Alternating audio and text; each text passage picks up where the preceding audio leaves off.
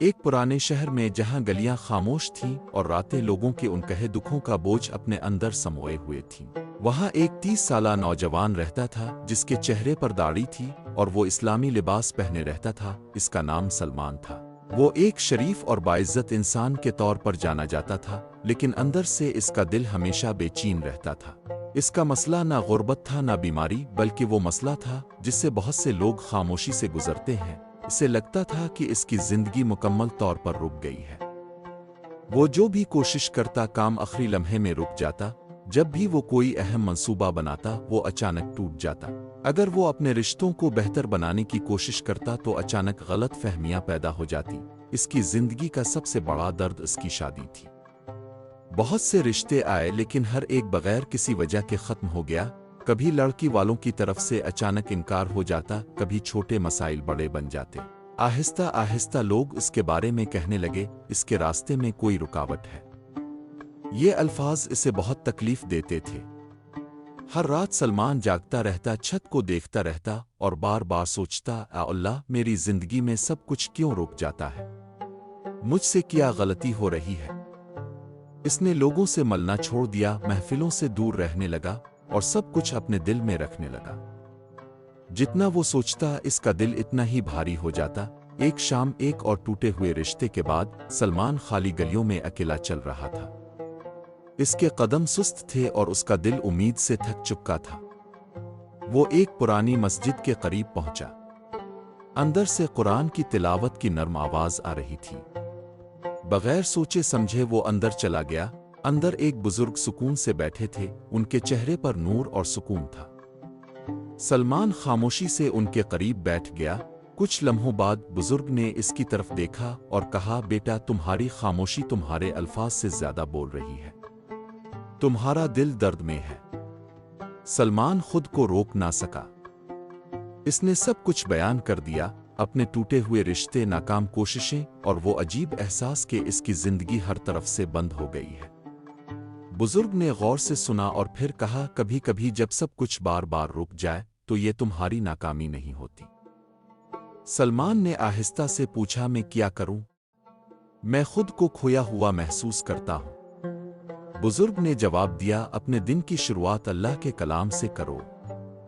ہر صبح جیسے ہی تم اٹھو کسی سے بات کرنے سے پہلے قرآن 7 بار پڑھو۔ اسے آہستہ آہستہ دل سے پڑھو، صرف زبان سے نہیں۔ پورے یقین کے ساتھ کہ اللہ ہر چھپی ہوئی رکاوٹ کو دور کر سکتا ہے۔ ان سادہ الفاظ نے سلمان کے دل میں ایک چھوٹی سی امید پیدا کر دی۔ اگلی صبح سورج نکلنے سے پہلے وہ خاموشی سے جاگ گیا۔ دنیا ابھی ساکت تھی۔ وہ اپنے بستر پر بیٹھا اور قرآن 7 بار پوری توجہ کے ساتھ پڑھنے لگا۔ شروع میں کچھ خاص محسوس نہیں ہوا۔ مسائل ویسے ہی تھے، لیکن سلمان نے ہار نہیں مانی۔ دن ہفتوں میں بدل گئے۔ ہر صبح وہ یہ وظیفہ بغیر ناغہ کے کرتا رہا۔ آہستہ آہستہ اس کے اندر کچھ بدلنے لگا۔ اس کا دل پرسکون ہونے لگا۔ برسوں کا بوجھ ہلکا ہونے لگا۔ اس نے ہر چھوٹی بات پر زیادہ سوچنا چھوڑ دیا۔ خوف کی جگہ ایک خاموش یقین اس کے دل میں پیدا ہونے لگا۔ ایک دن کچھ غیر متوقع ہوا۔ ایک دور کے رشتہ دار نے اس کے لیے ایک نیا رشتہ بتایا۔ سلمان نے زیادہ امید نہیں باندھی کیونکہ وہ پہلے بھی بہت مایوس ہو چکا تھا، لیکن اس بار سب کچھ مختلف تھا۔ نہ کوئی اچانک غلط فہمی ہوئی، نہ کوئی عجیب مسئلہ آیا۔ سب کچھ آسانی سے آگے بڑھنے لگا۔ لڑکی والوں کا رویہ نرم اور اچھا تھا۔ بات چیت بھی اچھی رہی۔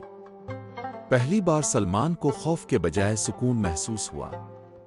پھر بھی وہ ہر صبح اپنا وظیفہ جاری رکھتا رہا اور اللہ سے بہترین فیصلے کی دعا کرتا رہا۔ کچھ ہی وقت میں یہ رشتہ طے ہو گیا۔ اس کی شادی بغیر کسی رکاوٹ کے ہو گئی۔ سلمان کو یقین ہی نہیں آ رہا تھا، وہی زندگی جو پہلے ہر طرف سے بند محسوس ہوتی تھی اب آسانی سے آگے بڑھ رہی تھی۔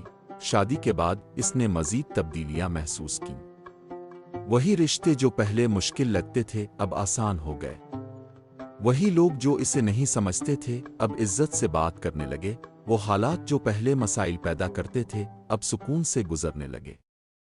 ایسا لگتا تھا جیسے اس کی زندگی سے کوئی اندیکھی دیوار ہٹ گئی ہو۔ ایک رات سلمان خاموشی سے بیٹھا اور سب کچھ سوچنے لگا۔ اسے احساس ہوا کہ اس کا اصل مسئلہ لوگ حالات نہیں تھے۔ اصل مسئلہ یہ تھا کہ وہ اللہ سے دور ہو گیا تھا اور اس نے اپنے دل کو خوف سے بھر لیا تھا، یقین سے نہیں۔ جیسے ہی وہ خلوص کے ساتھ اللہ کی طرف لوٹا، سب کچھ بدلنا شروع ہو گیا۔ اس کی آنکھوں میں آنسو آ گئے، لیکن اس بار یہ درد کے نہیں تھے، یہ شکر کے آنسو تھے۔ اس نے آہستہ سے کہا، اللہ، جب مجھے لگا کہ میری زندگی بند ہو گئی ہے تو دراصل آپ انتظار کر رہے تھے کہ میں آپ کے قریب آؤں۔ یہ کہانی ہمیں سکھاتی ہے کہ کبھی کبھی ہمارا سب سے بڑا مسئلہ وہ نہیں ہوتا جو ہمیں نظر آتا ہے۔ کبھی کبھی ہماری زندگی میں چھپی ہوئی رکاوٹیں ہوتی ہیں جنہیں صرف اللہ ہی دور کر سکتا ہے۔ جب چیزیں بار بار ٹوٹی تو اس کا مطلب یہ نہیں کہ آپ کی زندگی ختم ہو گئی ہے۔